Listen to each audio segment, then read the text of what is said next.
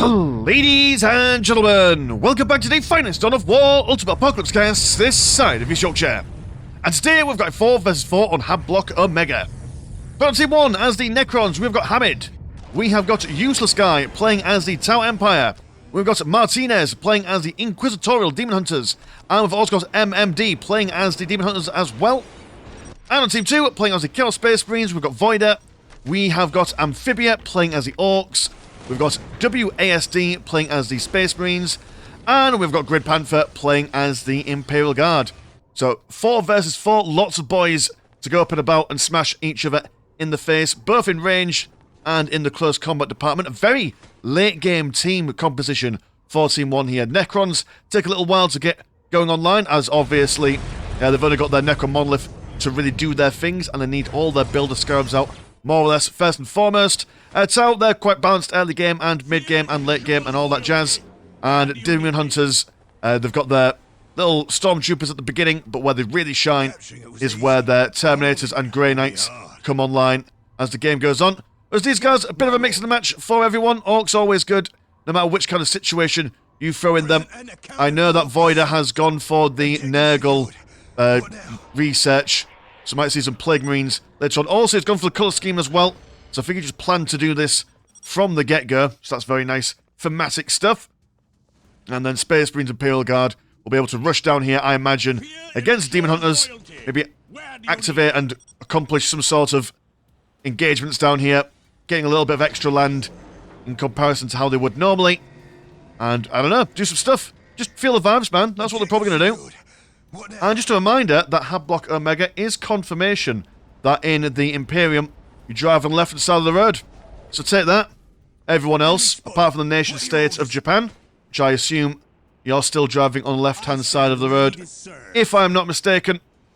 Here we are, a little bit of engagements from the Stormtroopers of Martinez versus the Scouts and soon-to-be Tactical Marines of WASD. Going for 2 squads of Tacticals as opposed to 1 and then a Chapter Master.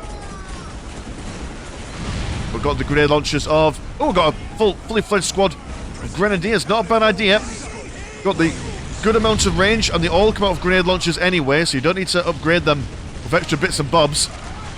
Do a fair bit of damage, but will struggle if you're being punched in the face by a Space Marine. But quite a decent amount of damage from those guys. Will force the Tactical Marines back. Over on the other side, we've got a group of conscripts fixing bayonets and charging on in very nicely. Idris Elba slicing a man down for taking him away. A Commissar with the conscripts to keep them up and at him. Takes their, 100 morale into 550. So makes them a lot more combat orientated. And the Commissar himself does do a fair bit of damage. Probably wouldn't do this if he was up against, say, other Space Marines or Chaos Space Marines. But because the Elite Stormtroopers don't exactly have a huge amount of health in comparison, it's definitely worth a trade if you throw in a Commissar with them. Idris Elba really scuppering their plans there at the moment. And now getting some licks on the Commissar himself. He will definitely win a 1 versus 1 against them. Fully qualified guardsmen will scare these guys away, but incendiary grenades from the Grenadiers really rustling the jimmies of these conscripts, even with their Commissar in there as well. Doesn't matter how brave your allies are, if you're on fire, you're not going to be having a great time. Got attack scarabs going on for the Orks. Very easy to kill an attack scarab, but their reinforcement rate is stupidly quick. They do a fair bit of damage in close combat as well. Got a large squad of shooters and a couple of sizable squads of sluggers as well, as the Tau Pathfinders and Tau Commander try to bring these guys down. Well, ironically, the way to deal with a Tau Commander is not by beating him in close combat, mainly because he's not terrible in close combat with his not backing jumping abilities and his ability to like jump away. It's usually by focus firing him down at range, but I suppose they've now got surrounded him. And it doesn't look like he's got any jumping juice left, otherwise he would. Oh, that is a mosh pit. He doesn't want to get involved in. There he is. Gets out of there. But no, out of the mosh... You might think you're out of the mosh pit, But just when you think it's over, the mosh pit comes to you. What a beautiful and accurate teleport there. That was fantastic. The Pathfinder's keeping the swaths of orcs away as a legion of cultists maneuver around, capturing their bits and bobs. Like I said, the early game is going to be in Team 2's favour, just because that they have got a much better early game in comparison to the Demon Hunters and everyone else. About to lose their relic as well. Do have some elite stormtroopers and regular stormtroopers moving around for defence, but I imagine leave that alone, defend this side. I assume you're teching up. Yes, you are indeed. Not sure if you're teched up. No, you are not in tier 2. Just one of them I've gone for at the moment. And the main punching power of tier 1, team 1, being the Tau, not got much on the field.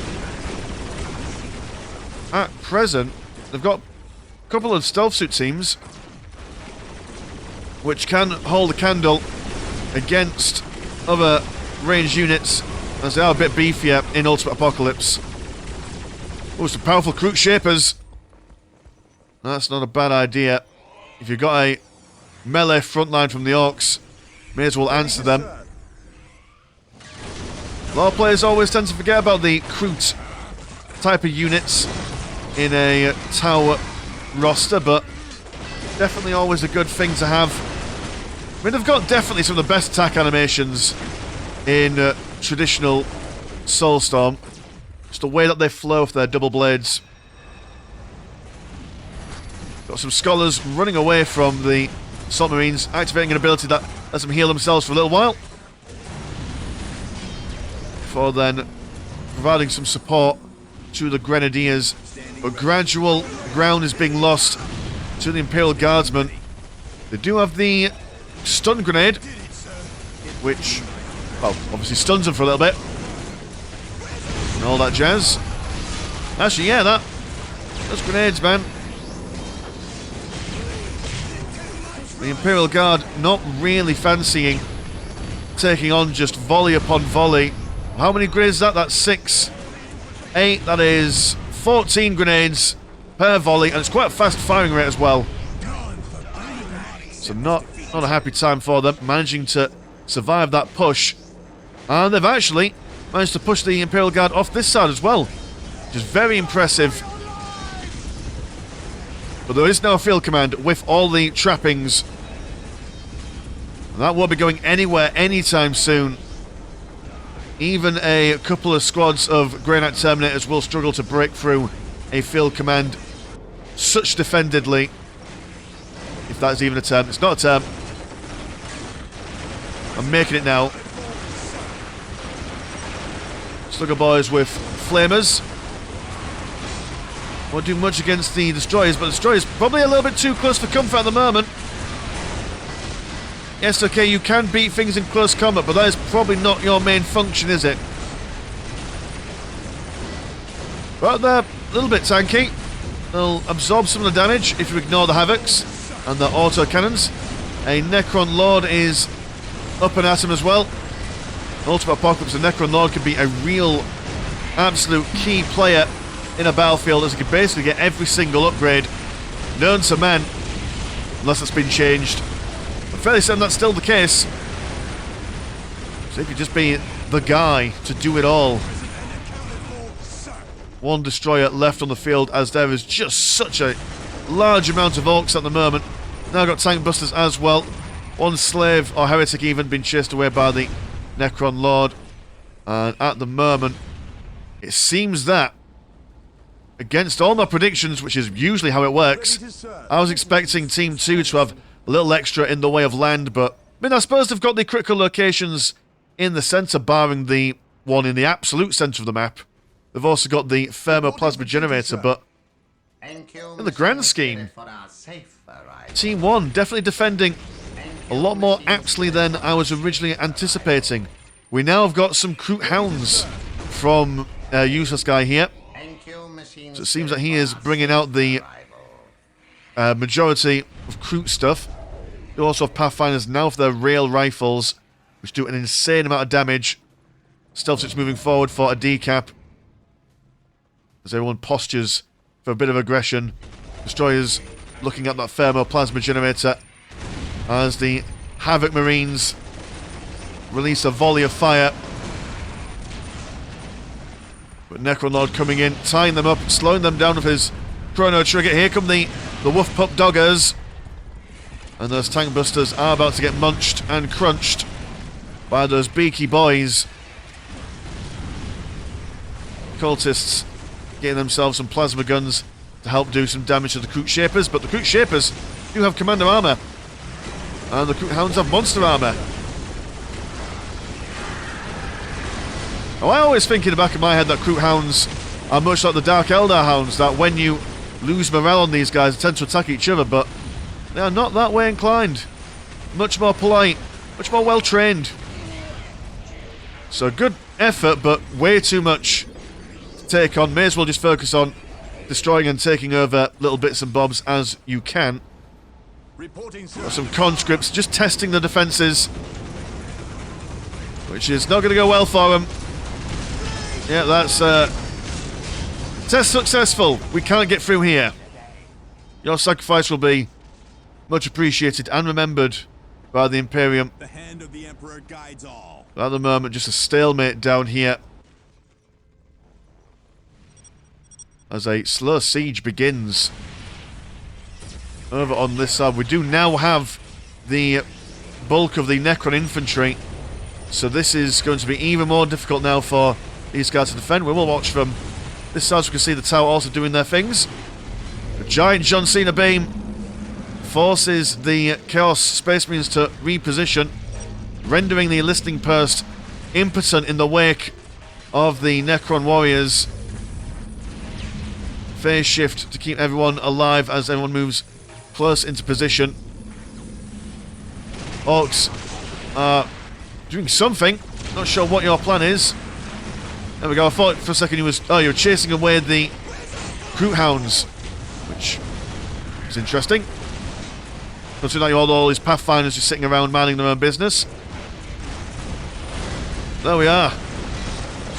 The dogs. One dog left. And there he goes. Sad time for him, but the listening post take it down. Thermoplasma generator falling Necrons attempting to be built up, but the Orks are not having any of it. Necron warriors now, without their Tau friend and ally on their flanks, they have been bamboozled and they will be forced to teleport all the way back home, losing the potential for the thermoplasma generator. Down on this side, we now have the Purgation Hellfire Dreadnoughts. Plasma cannons, absolutely amazing choice against the fighting forces of the Imperial Guard and the Space Marines. It's wonderful damage against all the little dudes that they can bring on the table. Imperial Guard, though, using their smoke grenades and their sandbags to keep in good stead. Although sandbags can only really help you against plasma cannons for so long. And there's no anti-vehicle weaponry going on from the Imperial Guard at the moment. Do you have the... I'm now going to go for a mechanized command. So maybe some Sentinels with missile launchers. Huge push into the Necron and Tower side of things there. Unlike on the southern side, where there's a little bit of push and pull between both sides, it's a massive gaping hole for these guys to occupy. Now I've got a Tomb Spider. Also have a Great Ethereal, so the Tower have really cracked up on their tearing up, which will probably explain why they've got a lack of fighting force at the moment. Plenty of gun drones as well, for reasons beyond my ken. But I've got them. And the Orks not quite pushing as far as they probably should. Just looking to take on any kind of economic stuff on the outmost side. Fair enough, activating a war from the weird boy. Everyone's having a grand old time. Beautiful concave as the towers start moving back on over, exclusively using Pathfinders and their railguns. Demon Hunters of Martinez getting a little bit further forward. squidging on over. Space Marines being forced backwards. I do have a Whirlwind Mark 1. Not the fastest of the artillery, but reasonably accurate and reasonably ranged as well. Very good stuff. And the Orks getting a decap on the relic. Got some sluggers and a big mech. Target acquired upon them, so they'll be taking more range damage. And attempting to get free. This big mech seems to be really struggling to get away from this Kroot Shaper. Is it that every time they get hit, they get slowed down? There must be something that's doing that. It's quite unsure as to what. Do love a weird boy. Don't normally see them. Good supporting caster for the Ork roster. And now, oh dear, yeah, that's not what I want to see. Possessed Marines just spawning from the warp. They'll force the Pathfinders and everyone else for that matter as far back as humanly possible. Here comes a Chaos Rhino. Keep wanting to call it a bloated Rhino, a la the Death Guard, but here they are. They're inside the base. They've got Icon Bearers as well to help them the health regen. But the Demon Hunter's able to provide a supporting couple of Grey Knight Purgators to keep them away. Seems that the weird boy really wants to get bashing something in close combat, but then turns away as his boy is occupied elsewhere. Over on this side, a slow walk and crawl down towards the Demon Hunter's side of things. Devastator Marines now armed with twin linked lance cannons, which can absolutely slice their way through the Hellfire Dreadnoughts. Imperial Guard with plenty of medics in their ranks, turning the squishy lads into quite a chunky squadron of boys. And at the moment, although they've got the numerical advantage, they don't seem to be pushing too far in. I wonder for why. You could probably do some really big stuff, or at least, you know, further consolidate your hold elsewhere on the map. Or are they just playing nice and safe at the moment?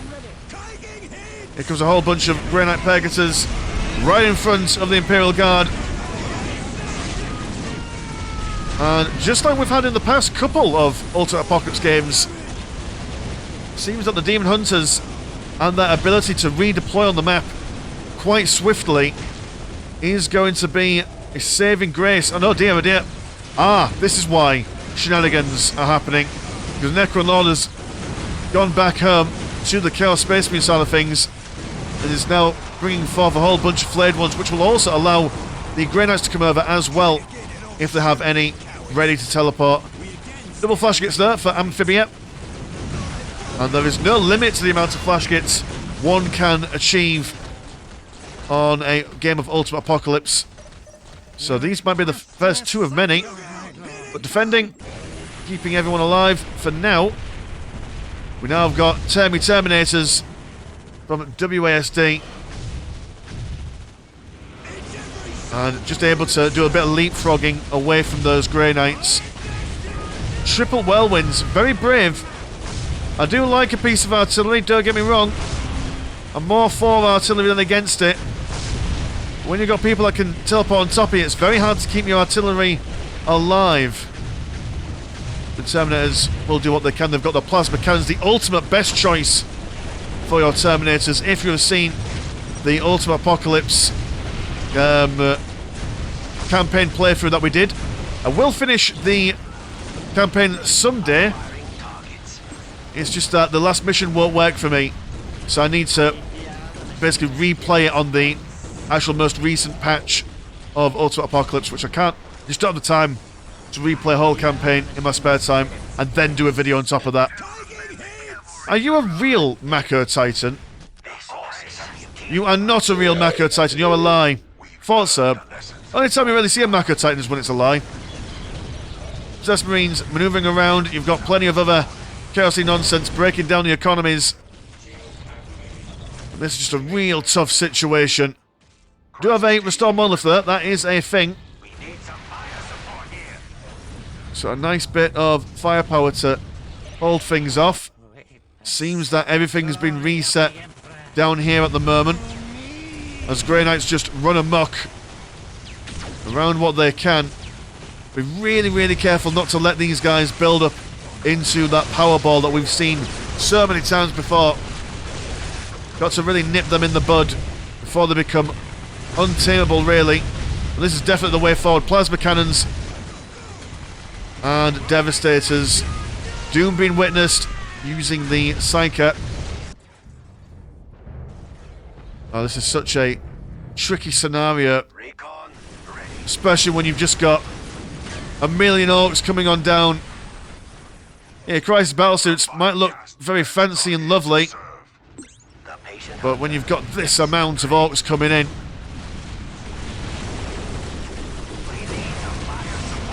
get your defense in while you can.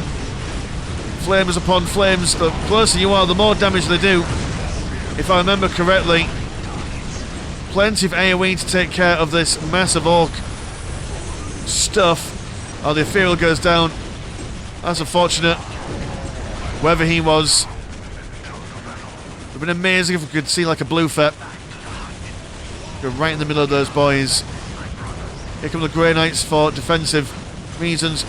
One singular Terminator right in the middle of everyone. He goes down. But he goes down fighting. Plenty of Purgators. So now really the Imperial Guard and Space Marines should be pressing down upon the Demon Hunters on the southern side, while the bulk of their fighting forces are up here helping the Tau defend. There we go, managing to keep those Orks at bay for a little while longer. One singular Necron Restore Monolith in the middle. You've got some Deathstrike Pariahs, which are basically function the same as regular Pariahs, but they are a ranged, orientated version of them. And no Bloated Rhino, or just a regular Rhino actually, that's what we call them. Yeah, these guys are shafted to walk all the way home. Now also, oh, we've got some lovely death marks. And some teleporting in. Grey Knights, yeah, these guys are basically shafted. It's not a good sign for them. Big Mech being chased away. A plate has been made though. A huge amount of Terminators moving on down, and they're all equipped with the Emperor's finest weaponry. Not much to defend with down here, as it's required every single scintilla of the Necrons, Tau and Demon Hunters to keep the masses at bay. The economies aren't exactly holding up neither. I mean, what we've got 58 oh actually no, hold on, yeah, alright, yeah, right, you never mind. Whatever the Tau can't buy, the Demon Hunters can donate money to them themselves. Oh, beautiful anticipated maneuver there. Oh, but do the Terminators have any more teleport juice left to make use of? They do indeed. Oh, try and catch us, you absolute rotters. And here comes the plasma fire, but the teleporting doesn't end here.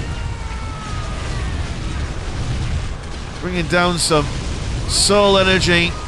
Anyway, damage is such an... Only the gods may know what is going on right now. It is just absolute mischief and mayhem, as the Terminators on both sides finally settle it out. Who are the better Terminators? And I mean, it's probably quite clear as to whose is whose. The Space Marine Terminators need to constantly reposition themselves. But that being said, they have actually scared away the Grey Knight Terminators, so maybe this question has been answered. We now have a Grey Knight Brotherhood champion on his own on the front lines. What a hero. As random sluggers been fended away by the remnants of the Tau army. The Restore Monolith being repaired on the field, on the fly. Some powerful looters. Basically got anti-Titan weaponry. Whatever damage they do to Titans, they basically do... Well, I mean, it's not quite triple or double damage they do to regular vehicles, but Still, if your weapon could kill a Titan, it could probably kill a regular vehicle as well. But still been chased away. Still been chased away. Terminators now focusing their attention to the southernmost side. But will the Terminators scale away the Cascades? Absolutely not. They're bold, they're brave. They've got a few tricks up their sleeves. I assume you've got a priest inside yet? Yeah, you do. Oh, poor phrasing. Not priests inside of you, but priests inside your squad. Or maybe that's also poor phrasing as well. They've joined your squad, is what I'm trying to say. Thank you. But yeah, they're going to be run roughshod. Grey Knight Terminator's going to ignore them completely. As that fire spot lieutenant and her plasma gun gets whatever damage that she can done. Terminators for the Space Marines have gone the other way. They've decided to see if they can support and assault the tower a little bit more, which makes them very vulnerable on their side. A greater and clean one, love to see it. They get to see greater demons often in regular chaos. Normally it's the chaos demons in which you see those greater demons, but no, seeing one today for everyone else. And death and destruction fall down upon the Grey Knight Terminators. They're going to give it another go there. Also lots of artillery throwing down incendiary missiles and such. Terminators have really committed here. I don't know how I feel about this, because now they could be chased around by any teleported Grey Knight stuff, but here they are. WASD, he said, I want death to happen now. I don't care who's in the way.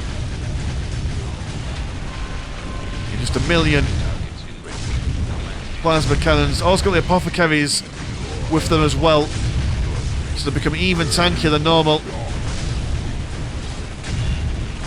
Good lord, the amount of fire and flames going on at the moment. Over here, the Necron monolith is now struggling quite substantially against the ever-expanding masses of Orks and a grain clean one that is wobbling around, anticipating what he can do. Can he get out? Doesn't look like it. He's stuck on the terrain. Unable to reverse park his way out of there. No, that's sad. But that Necromolith at least held him off for a little while. Terminators seeming to struggle a bit now. Oh no, you've still got quite a sizable amount. Give the Grey Knight Paladins there. If you thought that the Terminators were bad enough, the Paladins are super duper. 3 models, nearly 20,000 health between them. Yeah, these guys need to get out of dodge ASAP. But that's alright. The Orks are now moving in swift and nimble. Got a Plague Reaper and a Demon Prince. Chaos Space Marines decided to get a little bit of everything, as long as it's got a bit of green on it. And the Demon Prince and the Great and Clean one just looking to smite down that Necron monolith. Throwing up. Did see a blue for over here there. Very nice, but the Orks have got plenty more. God, that's just such a powerful Dakar line. Let's see Games Workshop nerf this one.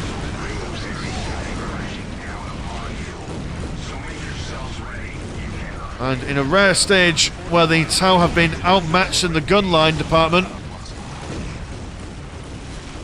he didn't quite rebuild his army after that initial back and forth. Did a really good job pushing the Chaos Space Marines and Orks back. But then, once he got his army shattered, never really got round to rebuilding it. It was very unfortunate. Have you got more stuff being built up? Yes, you do. So you're not out of the game. You're not out of the game, but you are certainly going to struggle.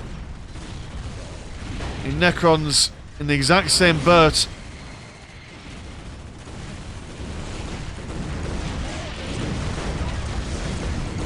Just hear those guns roar as the Necrons lose both the monoliths, but I'm also under the assumption that there is a Necron monolith spare somewhere else.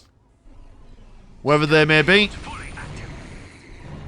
And now it's time to turn our attention to the rest of the Demon Hunters. Guarded by the affordable housing on the outskirts. How long can they hold the line for? And they do have off in the distance the Grey Knight Paladins. See what they could do solo, but I imagine they probably needed to be used defensively here. Whirlwind goes down. Plague Reaper trundling on over. Just some Fire Warrior bodyguards from the Great Ethereal.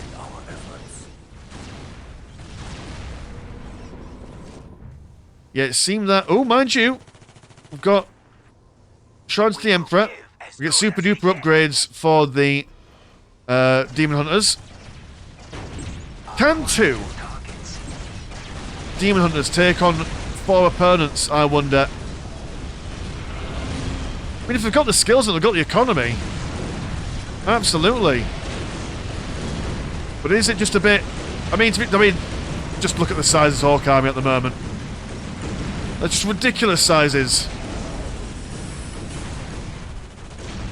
Here comes the Paladins there.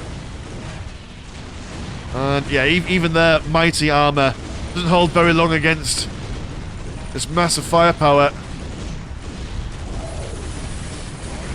But there's always more coming in. Always more coming in.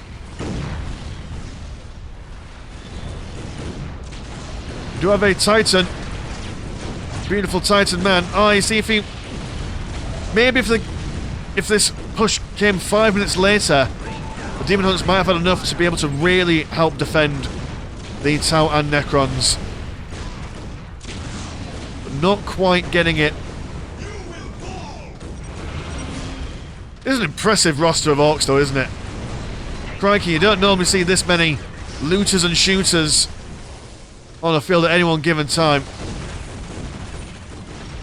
I mean, you can't really get close to these guys neither. It has to basically be like... I mean, it just... Even that Titan goes down, no problem whatsoever. Yeah, the only real way to deal with a ball of war like this is just either a nuke from a long distance away, teleporting infantry on top of them, or artillery. You can't walk infantry up because they'll just die beforehand. You're not going to outshoot them neither. Oh, plenty of Chaos Terminators. They're fancy. Oh god, it's like Godzilla running his way through the affordable housing. One knockdown. Oh, there goes the council estate. Dear oh dear, watch those housing prices rise now. This is the year of the landlords. Fire Warriors though, they're not giving up. They're still here. Not sure what they are though, trying to stop the Terminators from killing the nuclear weapons centre. You know what, it's been a while since we've seen like a proper nuke in Ultimate Apocalypse. Can't remember the last time we saw one. Is it like a... I think we've seen recently like an Eldari one, or a Chaos War Orb, something, but not like an actual like singular boom nuke, you know?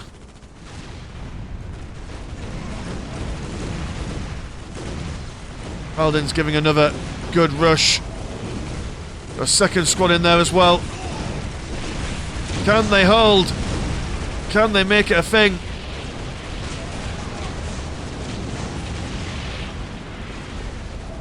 Doesn't seem like it. Having to run away in slow motion. And the Demon Hunters deciding, no thank you, no more. Could have defended for a lot longer, but it was definitely a end of game kind of scenario. Orks warring in approval for that situation. So yeah, quite a difficult game for the bottom team, not going to lie.